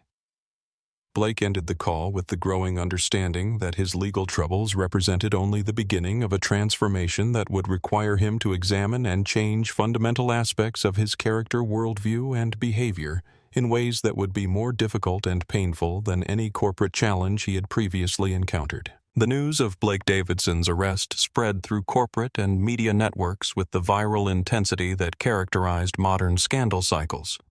But the implications extended far beyond typical business controversies to encompass questions about prejudice, national security, and the ways that individual bias could affect international stability in contexts that connected personal behavior to geopolitical consequences. TechFlow Industries' board of directors convened an emergency meeting within 12 hours of Blake's detention as stock prices plummeted and corporate partners began suspending contracts, pending investigation of potential security vulnerabilities and discriminatory practices that federal authorities had identified during their examination of Blake's business relationships and corporate communications. Eleanor Whitman, TechFlow's lead independent director, addressed the board with the kind of measured authority that came from decades of managing corporate crises, though. Blake's situation represented unprecedented challenges that combined criminal liability, national security implications, and public relations disasters that threatened the company's survival. Blake Davidson's behavior has created legal, financial, and reputational consequences that require immediate action to protect TechFlow's employees, shareholders, and business relationships. Eleanor explained to board members whose fiduciary responsibilities required them to distance the company from Blake's criminal charges and prejudiced behavior. Federal investigators have identified potential security vulnerabilities in our corporate systems that may have been exploited by foreign intelligence services. The board's unanimous vote to terminate Blake's employment and remove him from all corporate positions reflected not only their legal obligation to protect shareholder interests, but also their moral recognition that his assault on Zara Williams and interference with classified operations had revealed character flaws that made him unfit for corporate leadership. Caroline Davidson, Blake's wife of 18 years, filed for divorce within 48 hours of his arrest, citing irreconcilable differences and seeking full custody of their 2 children, whose private school communities had been disrupted by media coverage that characterized Blake as a racist whose prejudices had endangered national security. Caroline Davidson is seeking to protect her children from the consequences of their father's criminal behavior and public humiliation, her attorney explained to media outlets that covered the family's dissolution as part of broader reporting about the personal costs of prejudice and assumption in high-profile contexts. Mr. Davidson's assault on Miss Williams and his racist assumptions have created a toxic environment that affects the safety and social standing of his family members. Blake's legal team, led by federal criminal defense specialist Rebecca Martinez, informed him that plea negotiations would be complicated by the national security implications of his interference with Zara's classified mission as prosecutors considered charges related to espionage assault on federal assets and potential terrorism enhancement penalties that could result in decades of imprisonment. Mr. Davidson, federal prosecutors are treating your case as a potential espionage matter because your communications during Flight 847 may have provided foreign intelligence services with information about classified operations and protected assets, Rebecca explained during a secure conference call that connected Blake's detention facility to her Washington law office. The fact that your corporate systems had been compromised by hostile entities complicates your legal situation significantly. Blake's realization that his corporate cybersecurity failures had transformed his prejudiced assumptions into potential treason charges sent waves of terror through his understanding of how completely his mistakes had escalated beyond civil rights violations into territory where national security law provided prosecutors with enhanced penalties and reduced opportunities for plea bargaining. Meanwhile, Zara Williams addressed the United Nations Cybersecurity Summit via secure video conference from a classified location. Her presentation about quantum encryption and financial infrastructure protection enhanced by renewed urgency following the security breach that Blake's interference had created. Individual prejudice and assumption can create vulnerabilities that hostile entities exploit to compromise critical infrastructure and national security operations. Zara explained to international delegates whose cooperation was essential for implementing the defensive systems that her work had developed.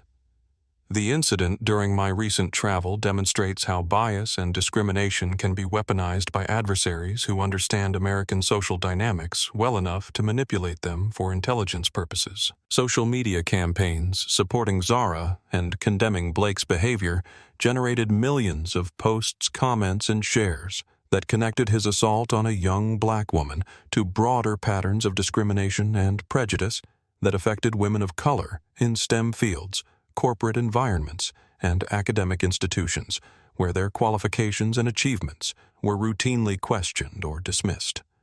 Congressional representatives announced hearings on airline security protocols and passenger profiling that would examine how discrimination and bias could affect transportation security and create vulnerabilities that foreign intelligence services might exploit to gather information about federal operations and protected assets. Blake Davidson's assault on Ms. Williams represents exactly the kind of prejudiced behavior that creates security vulnerabilities and undermines American values. Congresswoman Patricia Williams said during a press conference that connected Blake's individual behavior to policy questions about bias training and discrimination prevention in contexts involving national security. We need comprehensive reform to ensure that prejudice doesn't compromise critical operations. Blake's former business associates and corporate partners began distancing themselves from TechFlow and expressing support for Zara Williams, whose intelligence and professionalism had impressed international delegates and security professionals who worked with her on cybersecurity initiatives that protected global financial systems. Ms. Williams represents the best of American innovation and technical excellence, said Dr. James Morrison, director of the International Cybersecurity Consortium that coordinated defensive measures against quantum computing threats. Blake Davidson's racist assault on such a brilliant young woman reveals character flaws that make him unfit for any position involving responsibility for other people's welfare or security. The merger that Blake had been traveling to Geneva to complete was canceled by Swiss banking partners who cited concerns about TechFlow's corporate culture, security vulnerabilities, and association with discriminatory practices that could affect their reputation and regulatory compliance in European markets that prioritized diversity and inclusion. Our decision to terminate negotiations with TechFlow reflects our commitment to partnership relationships that align with our values about equality, respect, and professional conduct, explained Dr. Klaus Weber, chairman of Swiss Financial Technologies Group. Mr. Davidson's behavior demonstrates corporate leadership failures that make TechFlow an unsuitable partner for our European operations. Blake's net worth plummeted from $2.3 billion to less than $200 million within 1 week of his arrest, as TechFlow's stock price collapsed. Real estate holdings lost value due to association with criminal charges, and investment portfolios suffered from market reactions to media coverage that portrayed him as a wealthy racist whose prejudices had endangered national security. The psychological impact of losing everything he had spent decades building forced Blake to confront the reality that his assumptions about merit, success, and social hierarchy had been based on privileges and prejudices that he had never examined, and that the destruction of his wealth and status provided an opportunity for the kind of honest self-reflection that his previous comfortable circumstances had made unnecessary. The ripple effects of Blake Davidson's assault on Zara Williams extended far beyond individual criminal charges to catalyze broader conversations about prejudice assumption and the ways that bias could affect national security and international cooperation, in contexts where individual behavior had consequences that reached into diplomatic relationships and economic stability. Congressional hearings on airline security and passenger profiling drew testimony from civil rights organizations, transportation security experts, and intelligence professionals who examined how discrimination and bias created vulnerabilities that foreign adversaries could exploit to compromise federal operations and gather intelligence about classified programs and protected assets. Representative Sarah Kim, chairwoman of the House Transportation Committee, opened hearings with remarks that connected Blake's behavior to systemic issues affecting how American institutions managed diversity, inclusion, and security in contexts where prejudice could undermine both civil rights and national defense. Blake Davidson's racist assault on Ms. Williams demonstrates how individual prejudice can compromise critical national security operations.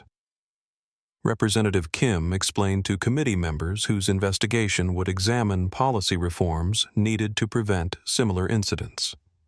We must address the underlying bias and assumption that create opportunities for foreign entities to exploit American prejudices for intelligence purposes. Major airlines announced comprehensive reviews of crew training, passenger interaction protocols, and bias prevention measures designed to ensure that discrimination and profiling didn't affect passenger safety, customer service, or security procedures that required objective judgment rather than assumption based on appearance or demographic characteristics.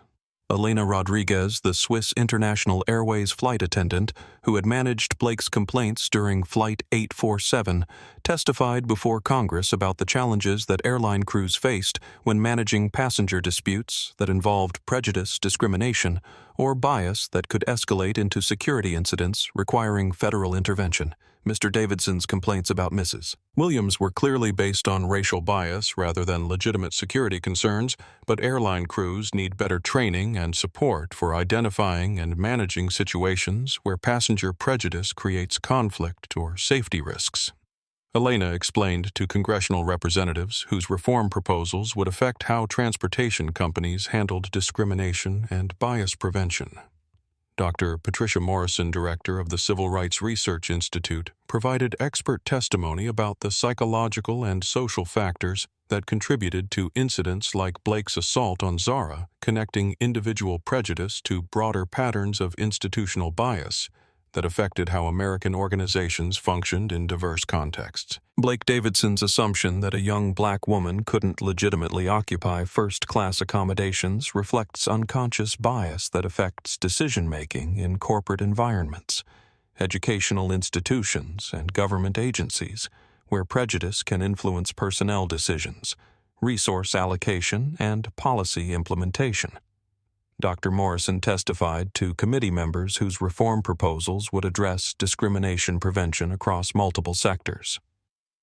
Business schools across the United States began incorporating Blake's case into ethics curricula as a cautionary tale about how prejudice and assumption could destroy corporate leadership careers while creating legal, financial, and reputational consequences that extended far beyond individual accountability to affect stakeholders, employees, and business relationships. Professor Michael Chen at Harvard Business School developed case studies that examined how Blake's unconscious bias had influenced TechFlow's corporate culture, hiring practices, and business relationships in ways that created vulnerabilities to foreign intelligence exploitation while limiting the company's ability to attract and retain diverse talent.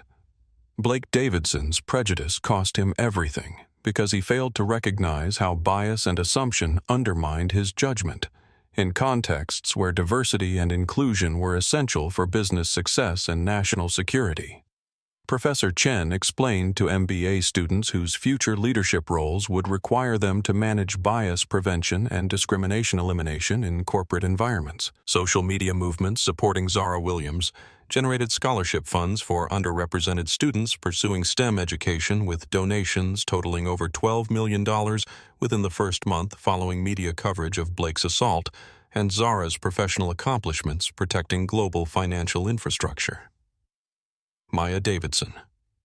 Blake's daughter became a prominent advocate for bias education and discrimination prevention, using her platform as a Stanford graduate student to speak about the personal cost of prejudice and the importance of confronting unconscious bias before it created consequences that affected other people's safety and opportunities.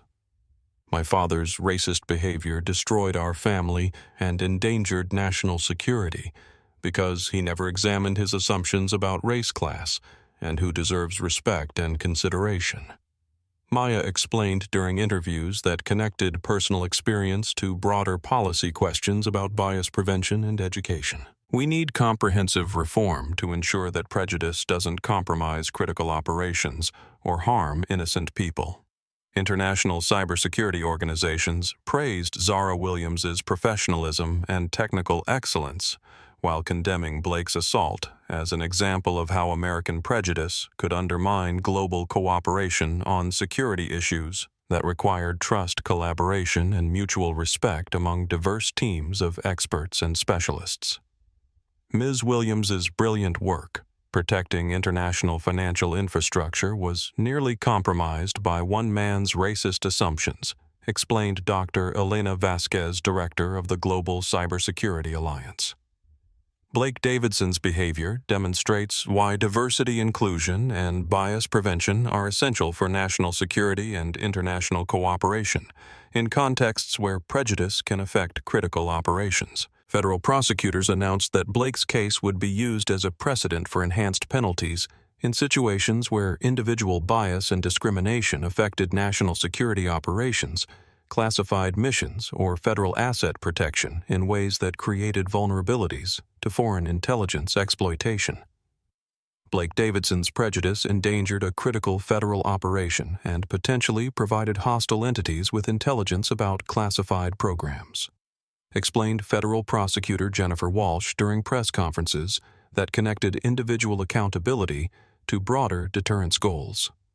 We will pursue maximum penalties to ensure that bias and discrimination don't compromise national security or endanger federal personnel. The transformative impact of Blake's case extended beyond legal and policy reform to influence cultural conversations about privilege, assumption, and the responsibility that wealth and status carried for recognizing and addressing unconscious bias that could affect other people's opportunities, safety, and fundamental rights to equality and respect.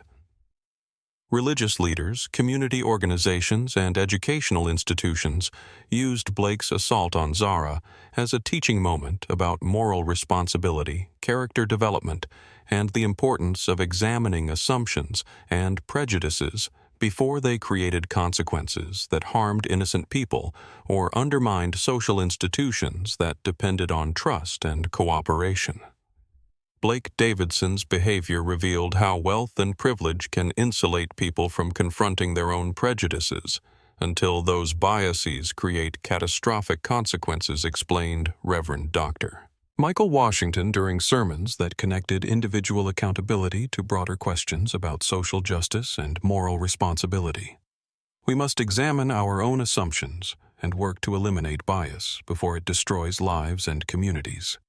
The federal courthouse in Washington, D.C., filled with media representatives, civil rights advocates, and legal observers who had followed Blake Davidson's case through 6 months of plea negotiations, psychological evaluation, and comprehensive investigation that revealed the full scope of consequences resulting from his racist assault on Zara Williams during Flight 847 to Geneva. Blake entered the courtroom wearing standard federal detention clothing rather than the expensive suits that had once symbolized his corporate power and social status.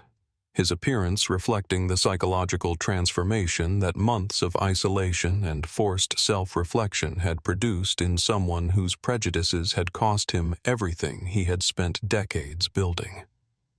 Judge Patricia Hernandez presided over sentencing proceedings with the kind of measured authority that federal judges developed through years of managing cases involving national security, civil rights violations, and individual accountability in contexts where personal behavior affected broader social and legal principles that guided democratic institutions. Mr. Davidson, you have pleaded guilty to federal charges, including assault on a protected government asset, interference with classified operations and civil rights violations that endangered national security, and revealed prejudices that affected your judgment in situations requiring objective evaluation rather than bias and assumption. Judge Hernandez said her words connecting Blake's individual behavior to broader legal and moral principles. Blake's allocution, delivered with the kind of genuine remorse that had emerged from months of psychological counseling and honest self-examination, represented his first public acknowledgement of the racism and bias that had motivated his assault on Zara and influenced decades of corporate decisions that had affected the opportunities and careers of qualified minority professionals.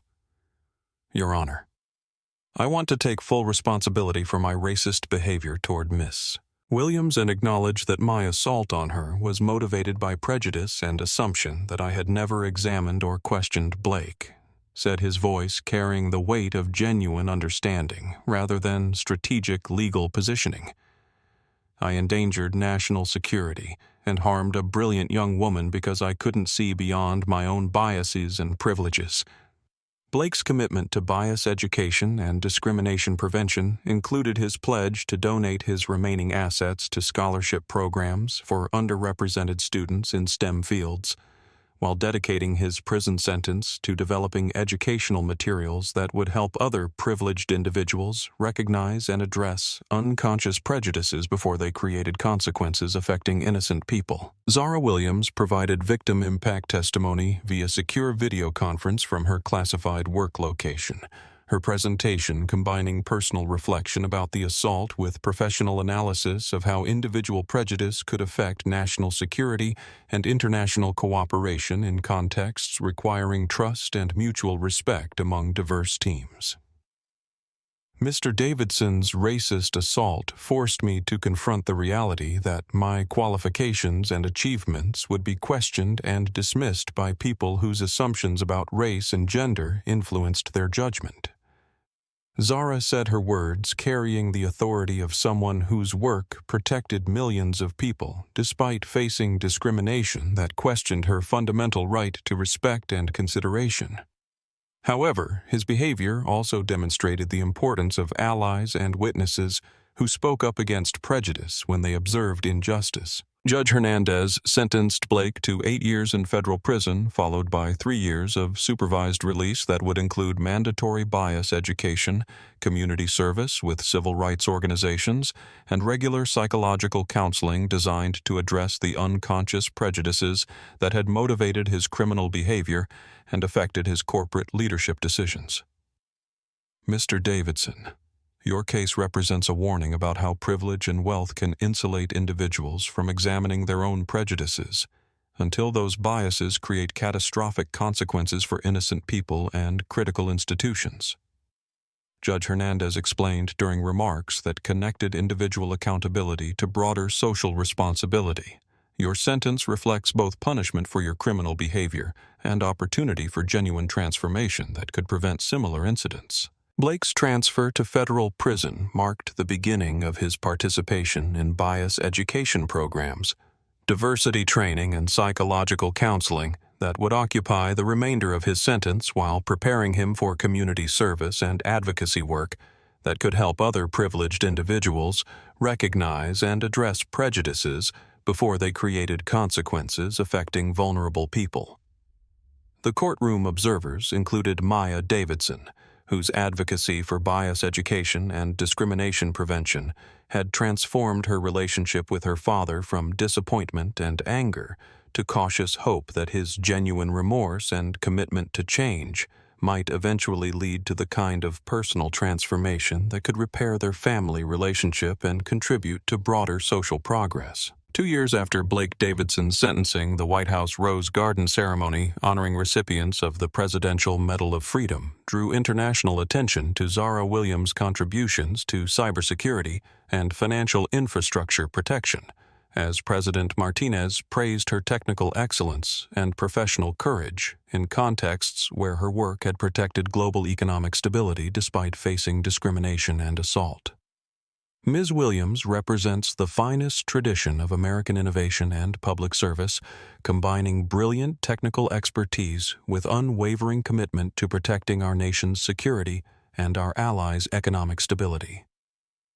President Martinez said during remarks that connected Zara's achievements to broader themes about diversity excellence and the importance of recognizing talent and dedication regardless of demographic characteristics or social assumptions. Zara's acceptance speech reflected the maturity and wisdom that had characterized her response to Blake's assault as she used the prestigious platform to advocate for educational opportunities, bias prevention, and support systems that would help other underrepresented students pursue careers in fields where their contributions were essential for national security and technological advancement.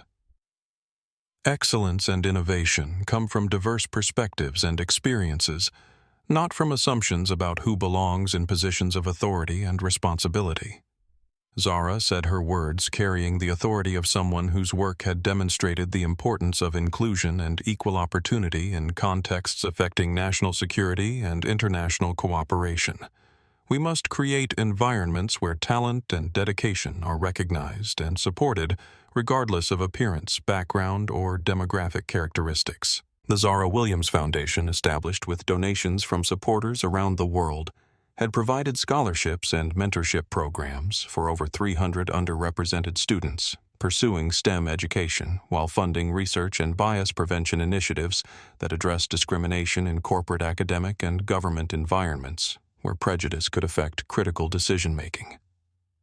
Blake Davidson, serving his federal sentence at a minimum security facility in Pennsylvania, had completed bias education certification and begun facilitating workshops for other inmates whose criminal behavior had been influenced by prejudice assumption or failure to examine unconscious biases that affected their judgment in situations involving vulnerable people. His letter to Zara, delivered through appropriate legal channels, after 2 years of comprehensive psychological counseling and bias education, represented his first direct communication since the assault, expressing genuine remorse and commitment to using his remaining years to address the prejudices that had motivated his criminal behavior. Ms. Williams, I know that my apology cannot undo the harm I caused you or repair the security breach that my racism created. Blake wrote his words reflecting the kind of honest self-examination that had characterized his prison educational experience. But I want you to know that your dignity and professionalism during my assault taught me more about character and excellence than decades of corporate success had provided. Maya Davidson, now completing her doctoral dissertation on bias prevention and organizational psychology, maintained limited contact with her father while focusing her research on interventions that could help privileged individuals recognize and address unconscious prejudices before they created consequences affecting vulnerable people or critical institutions. My father's case demonstrates both the devastating cost of unexamined privilege and the possibility of genuine transformation when people are forced to confront their own biases and assumptions, Maya explained during academic conferences that connected individual accountability to broader social and institutional reform. We need comprehensive approaches that address systemic inequality while helping individuals develop the self-awareness necessary for ethical leadership.